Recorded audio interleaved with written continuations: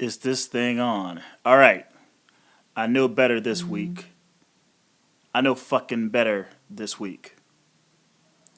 Hello, boys and girls. You are now watching Peter's Raw recap. And again, this is my second attempt to go live via YouTube doing this thing because this is, if you check out PJTW Central Content outside of the New Day podcast, Peter and Jake Talks Wrestling, and Peter Talks SmackDown, those are both YouTube and iTunes, Stitcher, Podbean, SoundCloud, and it's on those as well. But Peter's Raw Recap is a YouTube only thing. And my first comment on this night's Raw is that regardless of any and everything that went down tonight, it was about one thing and one thing only. And that was the McMahon family. That's it. Opening segment, second hour, third hour, and it finished with Triple H. So, I would say tonight's show was really good. It lacked some things. Most importantly, Shane fucking McMahon. Like, you're going to bring this guy back, right? And he's going to have this awesome return. And then you're not going to feature him on the next show. And I get it. It had everything to do with Triple H, had everything to do with Vince McMahon and Stephanie McMahon. But my God, he could at least peeked his head in somewhere. I mean, they somewhere, I don't want to be nitpicky and bitching and complaining, but like, I don't know what it is about the idea of momentum in the WWE and why couldn't Shane McMahon be on the show tonight? But that's the only grief. That's the only, I guess, nitpick and thing that I would actually say about tonight's show. But a lot of storylines were advanced. We got some matches moving forward. Onto SmackDown. We got two big matches on SmackDown from this Raw on the road to WrestleMania. One being Y2J and AJ Styles. I call him Style. I am not calling him Y2AJ. I'm sorry. I'm not. This is not the Divas division. You don't call these fucking grown ass men by that title. Okay? You just don't do that. It's fucked up. I'm going to call them Styles and Jericho, all right? We find out because of a win tonight, they get a shot at the tag team belts at SmackDown, which kind of threw me off a little bit because I really seriously thought that they were going to possibly challenge for the tag team belts on WrestleMania, okay? So I'm completely thrown off by that. But maybe there's a story again. Road to WrestleMania, shit go down, you find out things. And they also get a match, a redo between Becky Lynch and Sasha Banks on SmackDown to see who's number one contender. And I will get to that and why that's happening. We also get another match from the opening. Triple H and Dean Ambrose will face for the belt. Not sure when, but it's going to happen. Which I'm like, what is that all about? Well, either way, the road to WrestleMania is always an interesting one. So again, Raw is from Nashville, and Triple H comes out. 20-minute segment he gets. Not even a 15, not even 12. He gets 20 fucking minutes, right? And he shares the airtime with Dean Ambrose, and Dean Ambrose is basically calling him out, saying that you can't beat me, and you're scared to face me. When we go back over what happened in that triple threat, who didn't you want to face? I mean, actually, who did you want to face? And then who didn't you want to face? And he's just boiled around to the idea that's like, thinking about you. So, I don't know. He tries to sort of sucker Triple H into a title shot, basically. And Triple H says, hey, by the end of the night, I'll let you know if you get a title shot or not. I don't understand why the swerve in him actually, like, he shouldn't have to defend the belt at all. I mean, Triple H, you do all this stuff for Roman Reigns to win this triple threat, all this shit. You win the Royal Rumble to save a match. To save a match. A championship match against Roman Reigns at WrestleMania. You can't just sit out for a while. You can't just come out and talk shit and just be a dastardly heel to the rest of the card while Roman Reigns heals up. Nope. We get a pre-WrestleMania title shot, which is baffling. I'm trying to understand the logic.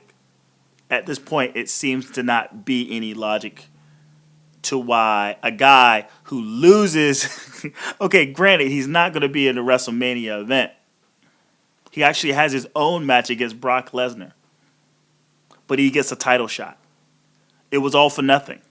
When shit like this happens, it's all for nothing. You get it? But he tells him that he's going to give him an answer before the show's done. And meanwhile, he was going to give him the day off. Triple H was going to give Ambrose the day off. But because he defies authority and he's trying to buck up to the system, that he's going to throw him in a match against Alberto Del Rio. And, and we get the rundown of what the fuck is going on. And it's like we find out that Stephanie McMahon definitely gives her her Vincent Kennedy McMahon speech. She finally gives a speech because it was interrupted last week by Shane. And then we find out that Vince McMahon is going to have some words, and then The Undertaker.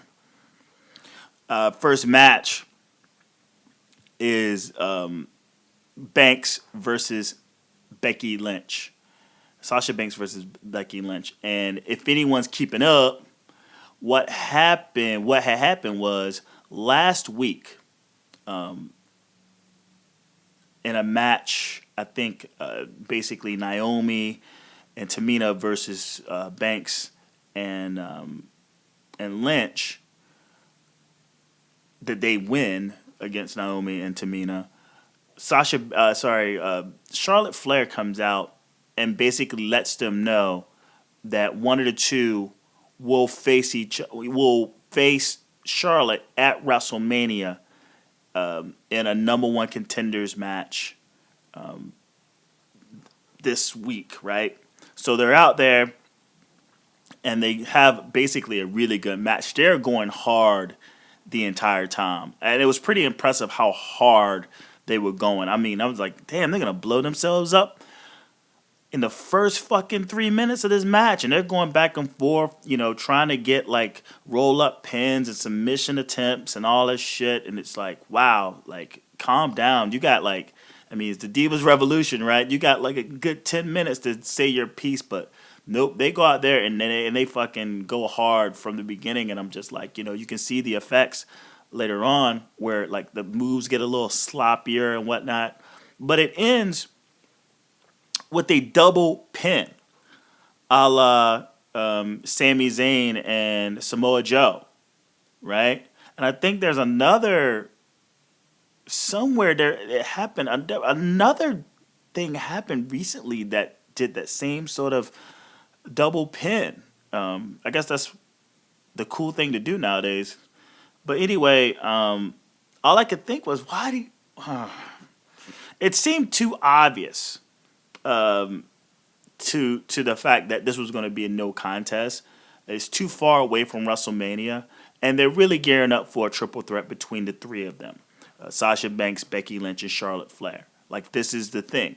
And even when The ref makes the pin, and he's like, "This is a draw." You just hear the crowd. They all know what it is. Triple threat, triple threat. It's just we'll see how they get there. And I guess Charlotte, who's at ringside, observing this all along with Nature Boy, she kind of stands up and is like, just kind of walks out as if the both of you blew your opportunity to face me at WrestleMania. But we get a follow up later. The Bray Wyatt cuts a backstage promo. Why I don't. He says something. I don't know what the fuck he's getting at, but he's getting at something. We'll see. I mean, talking about a misguided talent. We get The Miz versus Dolph Ziggler. Miz gets the jobber intro.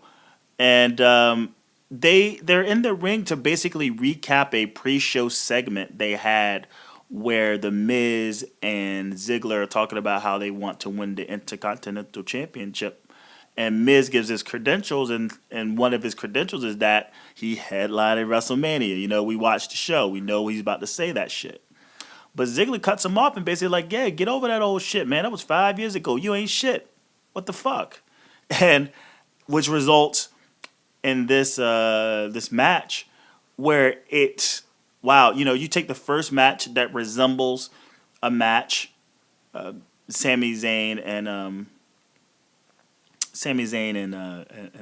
and Samoa Joe. This match and this finish reminded me of Paige versus Summer Rae from 2 weeks ago. Summer Rae gets the jobber entrance. Paige comes out. She looks pretty confident.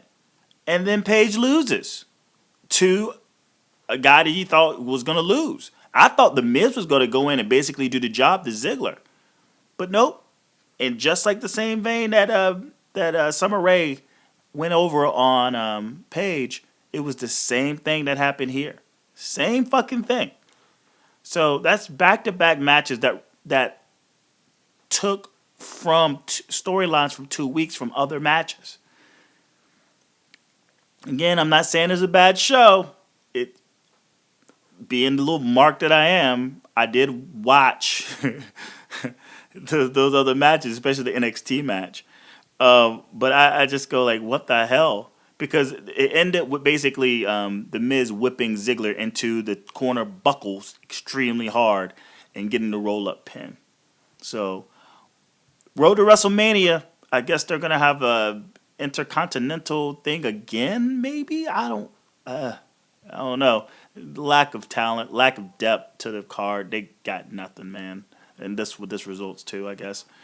And this is the second hour. We're going at 9 o'clock. And it's the Stephanie McMahon segment where she basically is showing up to give her acceptance speech of the Vincent Kennedy McMahon Award of Legacy and Excellence because her brother interrupted, like I said earlier. So she's about to give her a match, and there should be way more heat. I mean, there was heat on this. There should have been more heat. She throws a tantrum, and she basically shoots on Shane, right? And this is like, she keeps bringing up, she's a big agent of like this whole like, oh, because you're a man, like this whole kind of feminist thing going on, which I'm not ever a fan of because she's the most powerful woman in the company. And she always brings up the fact that she's a woman and, things of that nature. I get it. The only two people that are above her right now is her father and her brother. Her brother much more over than her father, not because he's a male, because, okay, he is the patriarch to the McMahon industry. And she's like, oh, you come back because you're a man and your sons, they have penises and they got over my daughters because they have penises? Basically. Undertaker's going to kick your ass and you're going to be gone. And that was the Stephanie McMahon segment.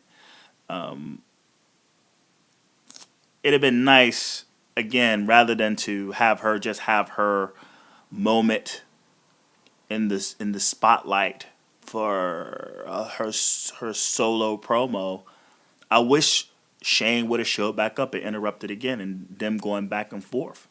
Is a little more balls to the wall because Dad isn't there. But they definitely dropped the ball on that. Lucha Dragons versus Sheamus and Rusev of the League. And, man, talk about falling from grace. And there's nothing wrong with, again, I'm on record. From Peter Talks SmackDown, Peter and Jake Talks Wrestling. The League are some studs.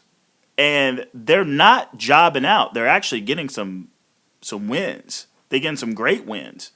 But, man, it's at the cost of, I'm thinking guys that are trying to get a push. Now, unless, was it SmackDown, the League beat the shit out of Neville and the Lucha Dragons. Now it's just, Sheamus and Rusev who just beat the living shit out of the Lucha Dragons. And what are you doing with Kalisto? Is them having their asses handed to them going to lead to some sort of dissension between the two of them? Because I certainly hope not. You got the U.S. champion. They're jobbing out. Like they're a bunch of fucking chumps. It's a U.S. champion. I mean, it's a U.S. champion on the fucking squad. Do you remember this thing called the Cena? The Cena U.S. Challenge? You remember that shit? That U.S. belt meant a lot for a good 3 months. To end up on ADR, to end up on Kalisto, to just basically job out. It blows my mind, honestly. What the fuck they're doing with this kid. And what they're doing with the Lucha Dragons. The Lucha Dragons should be, I'm not saying they should be the champions, but they should be up there in the upper echelon of the tag team division because they're one of three legitimate tag teams, right? Everything else kind of makeshift. These guys are legitimate tag team. The Ascension, the New Day, Los Matadores, maybe, but everything else is fucking kind of Y2AJ. You're like, what? They're not a tag team. They're makeshift. And the League, they're not a tag team. They're makeshift tags. And then you take these guys, Lucha Dragons, and he's the U.S. television champion in Kalisto, and they're getting demolished. And even to fucking add insult to injury, the border stomp, which I like to call the tree of woe, where Del Rio stomps on you. He makes you look like a fucking idiot by making you hang. I hate that move so much. At first, I thought it was pretty destructive. He moved swifter on it. But now he's just letting those guys hang out to dry, man. I fucking hate it. Well, anyway, not only that, they kicked the shit out of Kalisto, and then they put the fucking border stomp on him, and then that's it. That's it. Ryback versus Adam Rose with Social Outcast at ringside. And this was basically Ryback beating the living shit out of Adam Rose. Nothing more, nothing less. He hits him with a shell shot, bounces. What they're doing with Ryback, we don't know. It's WrestleMania season, guys. I guess we're getting him up and greased up and ready for the Andre the Giant over-the-top Battle Royal. That's the only thing that makes sense to me. He wants to win the over-the-top Battle Royal to signify himself as a threat to the WWE roster. I mean, he even says it. I guess he talks about it last week. It's or in a pre-show interview, is that it's time for him to start taking the spotlight. It's like a really bad pun spinoff on the Academy Awards and the spotlight winning best film, and that he's going to get the spotlight, and if he can't have it, he's going to take it. Okay. AJ Styles and so Styles and Jericho versus the New Day. Jericho sporting the Shiner from last week's Trouble in Paradise that he called on SmackDown. It's a decent enough match. Jericho gets the hot tag, and he basically makes Kofi Kingston tap out to the walls of Jericho, reversing, kind of dodging and reversing out of the Trouble in Paradise, while AJ Styles basically clears house. And afterwards, when the New Day are sort of scampering away up the ramp, AJ Styles speaks and he's like, "Hey, I'm new around here, but being that we just beat you guys, we're like at the top of the food chain when it comes to those tag team belts," which is granted. And then Jericho speaks. He issues a challenge like, "Hey, we want a shot at the belts next week, and we'll be waiting for whoever to set the match." We're in hour 10, and Vince McMahon comes out to crickets. And I'm thinking, whoa, this is Vincent McMahon. This is Vince. This is Vince McMahon. And I have never as long as I've been watching wrestling, I don't think I've ever heard such an underwhelming pop, whether cheers or jeers, for that guy ever. It was like he just kind of walked out, and he even noticed it. He's like, "Yo, like what the fuck? Like, can I get some love here? Can I get some love, folks?" But nope, no love, no chance, no love. And he gets out there, and he actually calls him out on it. I was like, "What the fuck kind of reception was that? You know who I am?" But he shoots on Shane. He brings out the Undertaker. He comes out. His fucking entrance was longer than his interaction with Vince McMahon. Now, I'm on record, and everyone's on record. Everyone's on record because it's like, what?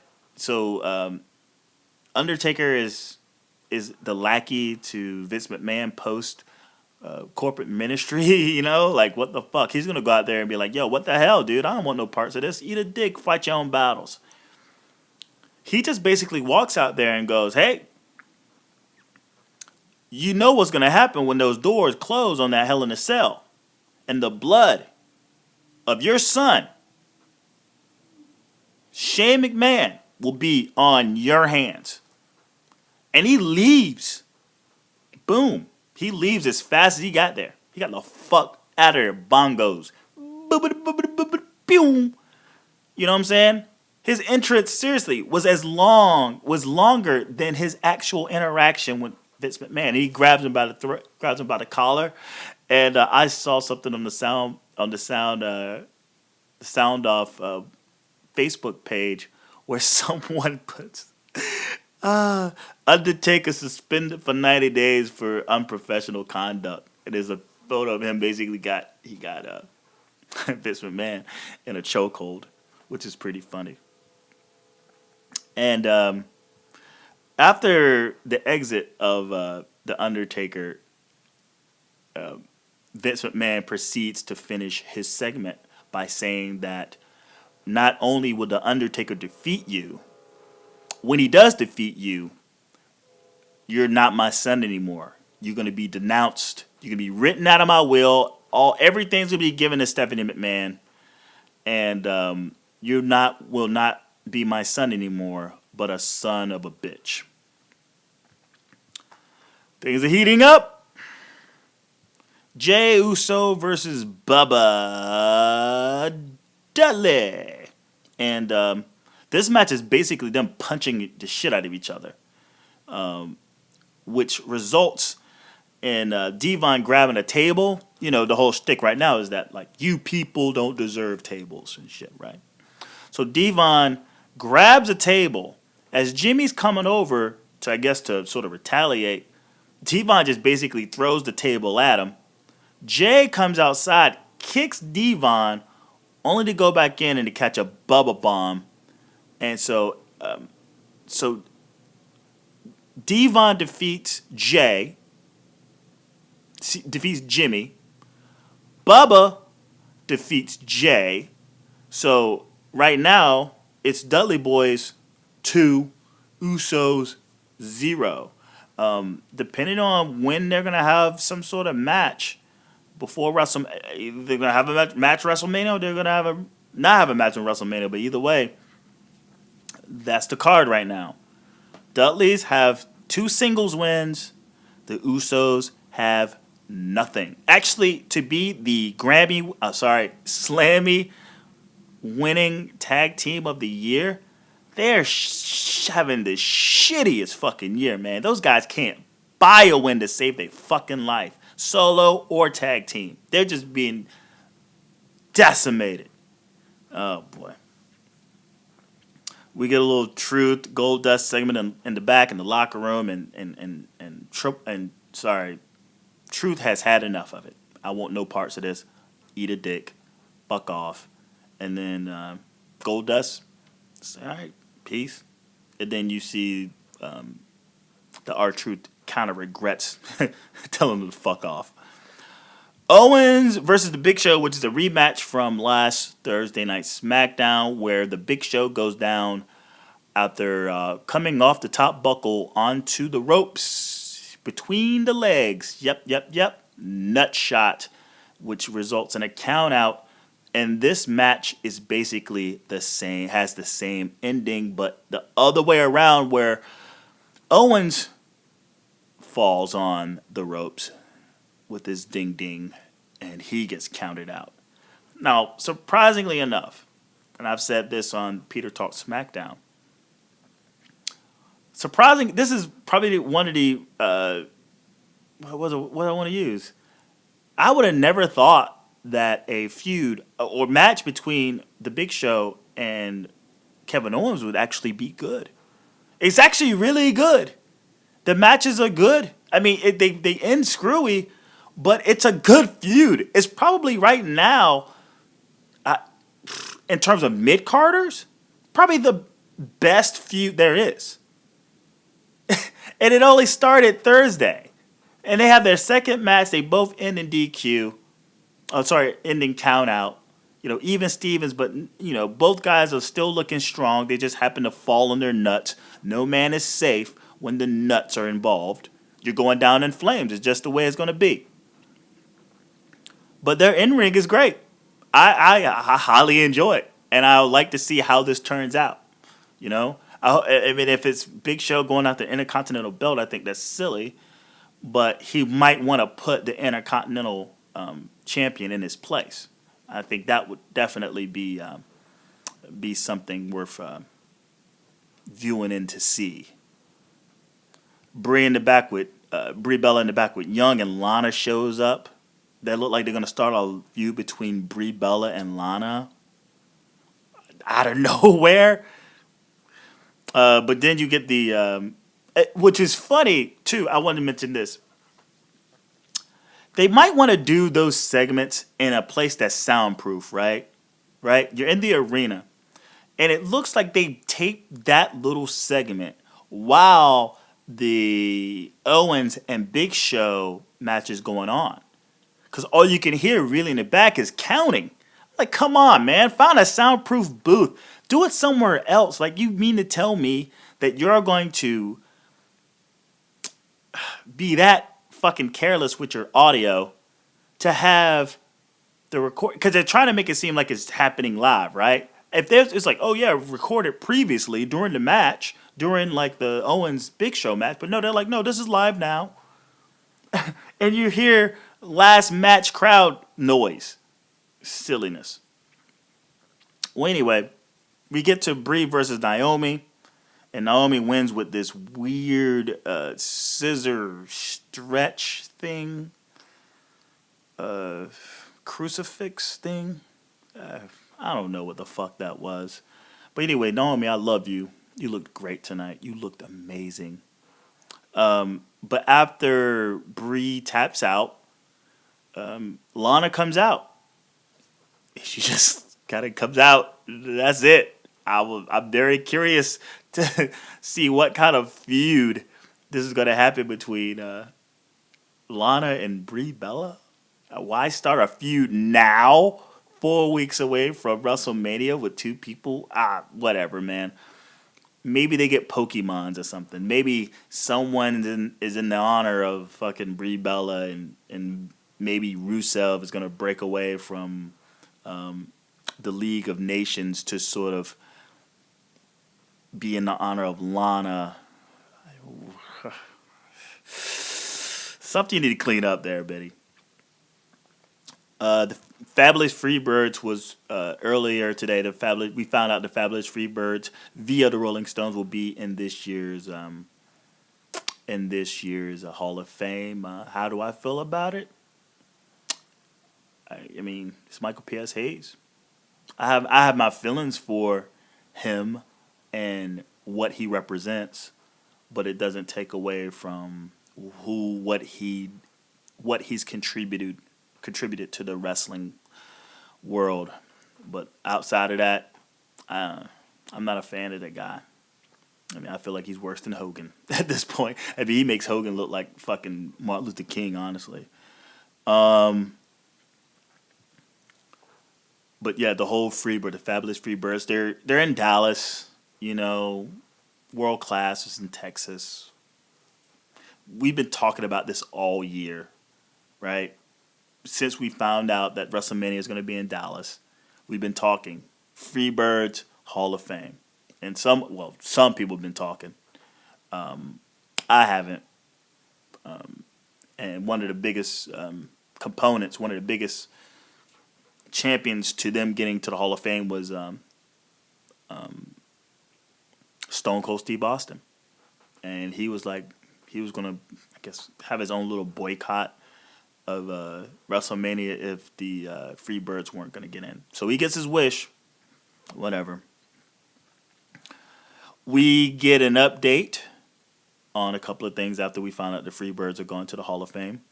That there will be a rematch for the number one contendership for the Divas belt between Becky Lynch and Sasha Banks, and that will be on SmackDown. We also find out on SmackDown that Styles and Jericho will face the New Day for the belts. So that was the two updates. We then find out that Shane O'Mac will return next Monday to Raw, even though he was needed tonight. And then we get to the main event, and that was Dean Ambrose versus Alberto Del Rio. And the only thing that really stands out, two things. He tries to put the border stomp on Ambrose early in the match. That gets reversed. But then when the match spills outside, he gets the border stomp on the barricade. And having those guys hang out to dry like that is just so stupid. I hate it so much. That move needs to go. Especially on your biggest baby face in the company right now, Dean Ambrose, having to stand out there while Alberto Del Rio is like airing his ass out. He's standing there holding himself up, looking like a fucking idiot, man. It's time for that move to go. Gotta go. But here's the thing. There's a point where all hell breaks loose and Ambrose throws himself because he's all busted up, by the way. Remember, last week he gets his ass handed to him by Brock Lesnar. Here he's selling it. He's taped up and bandaged up and all that shit. And you can tell that Alberto Del Rio is basically giving him the business the entire match. But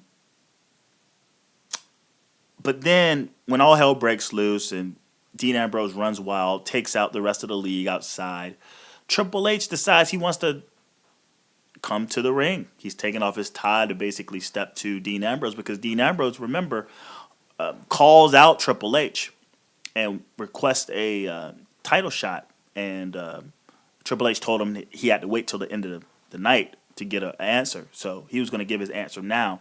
But this whole ruse of him actually being in a match with Alberto Del Rio wasn't as much about him being in a match as much as just the league softening him up.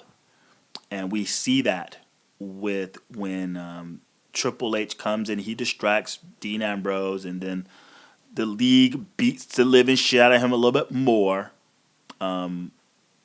Triple H shakes their hands and they walk out.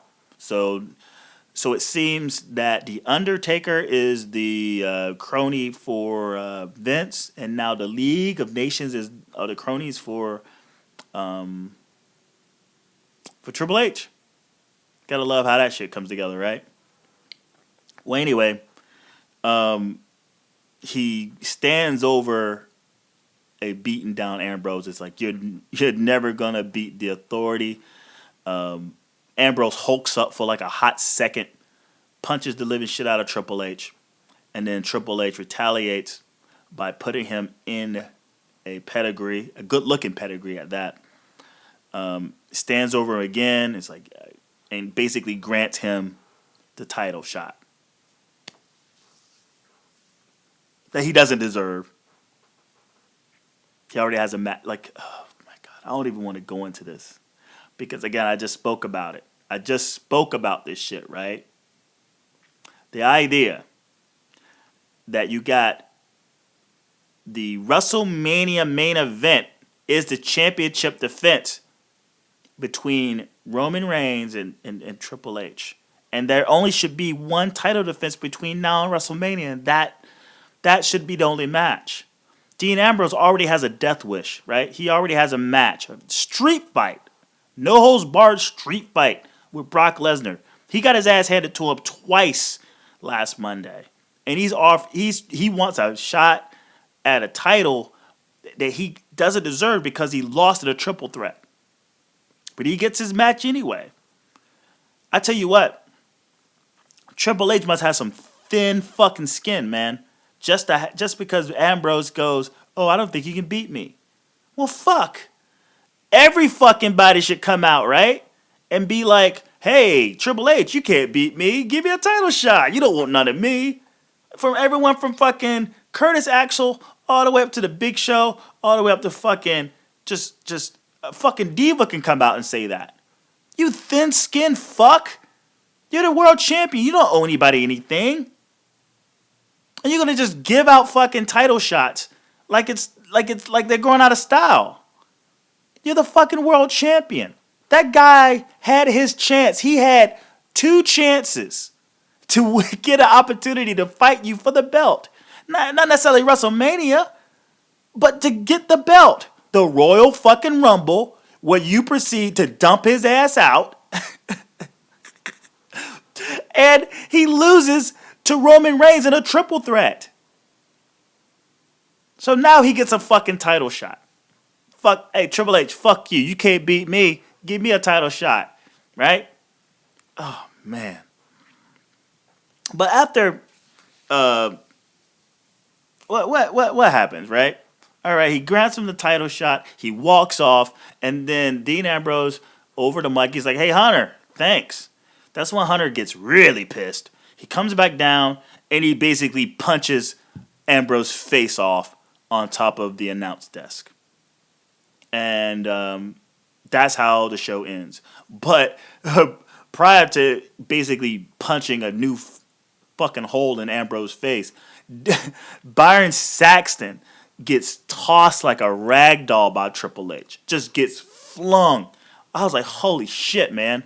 What is up with this? You can't be doing that to your fucking ring announcers. That would have never happened to Bobby the Brain Heenan. That would have never happened to Gorilla Monsoon. That would have never happened to Vince McMahon. That would have never happened to Jesse the Body Ventura. You know, that would have hell's hell now would have happened to JR. It's never, well, Michael Cole has getting an F5, right?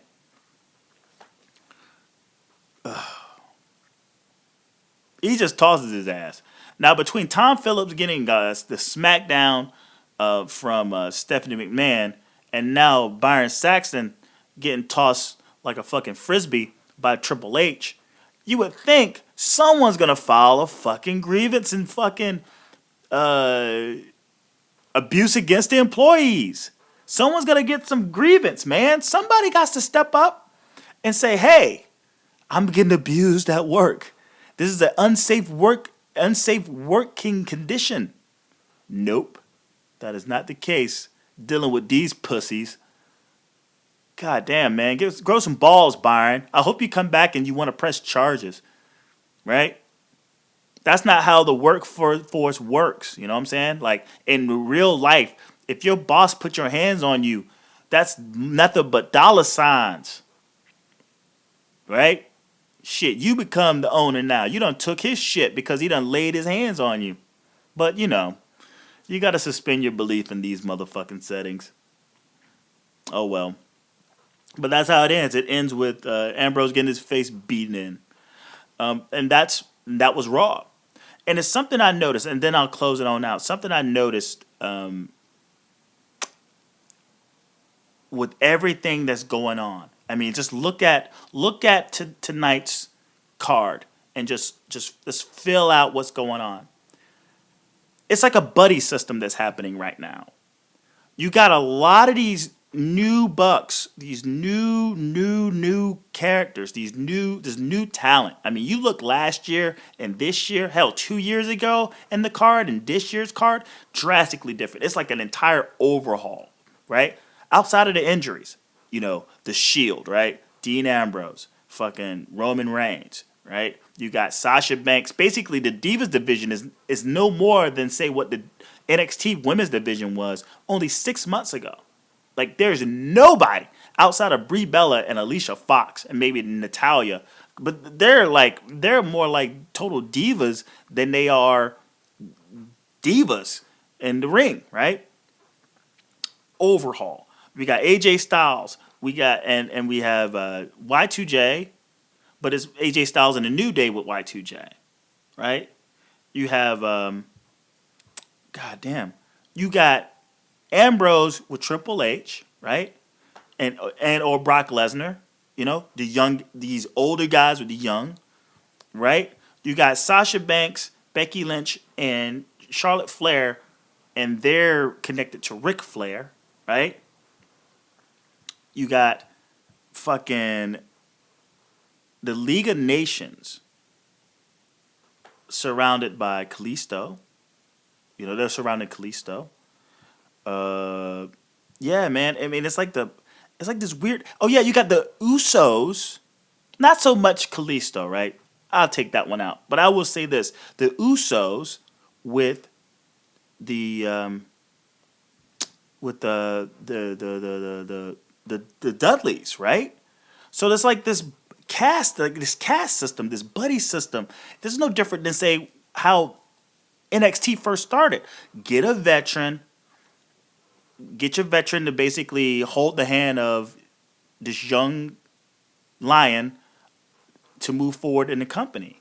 And that's what's happening. And Big Show, Kevin Owens, it's crazy, ain't it? I just noticed that. I was like, man, these aren't feuds as much as they are buddy systems. From the vets, Triple H, Roman Reigns, and now Dean Ambrose.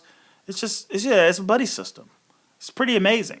I only hope moving forward, I guess, what's to come of this, because are the days numbered for a lot of these vets? I mean, I guess, I don't know. I just want to make sense of it. Because, again, these aren't new feuds. These are, well, not new feuds. These aren't young feuds. It's an old person versus a young person. I just thought, I ain't going to go on too much about that. I just thought I'd call that out. Something I noticed. We'll see what happens moving forward. And that will conclude Peter's live WWE Raw recap.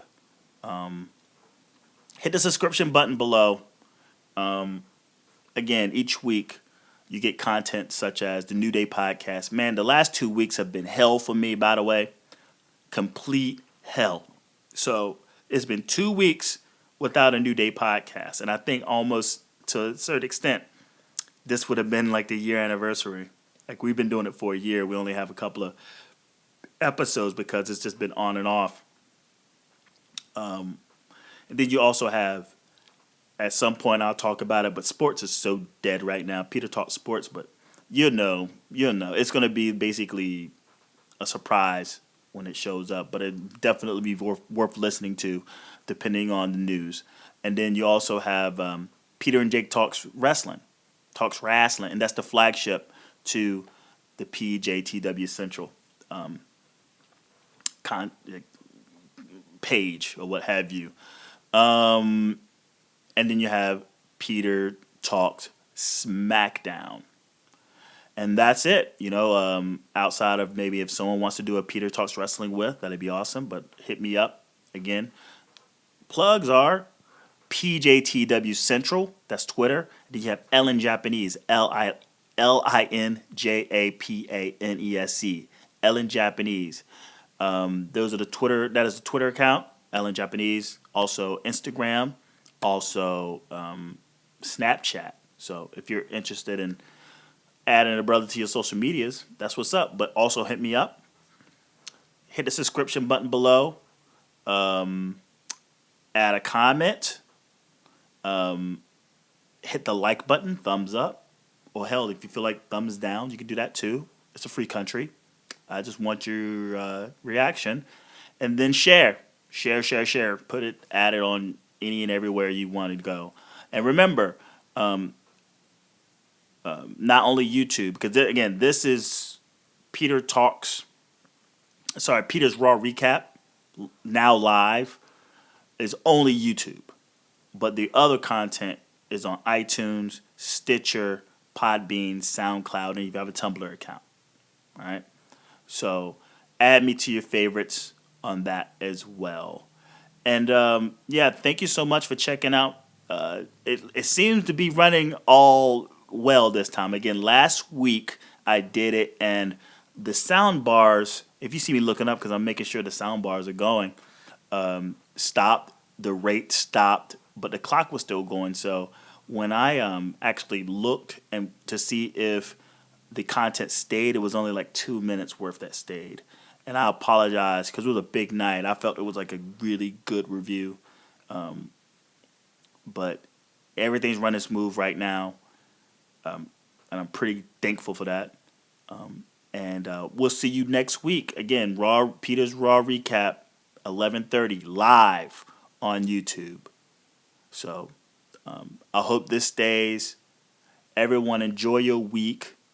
You will hear from me again. Peter and Jake Talks Wrestling, episode 81. All right? And this Peter Talks SmackDown this Saturday, it will be my 1 year anniversary of reviewing the SmackDown show. So until then,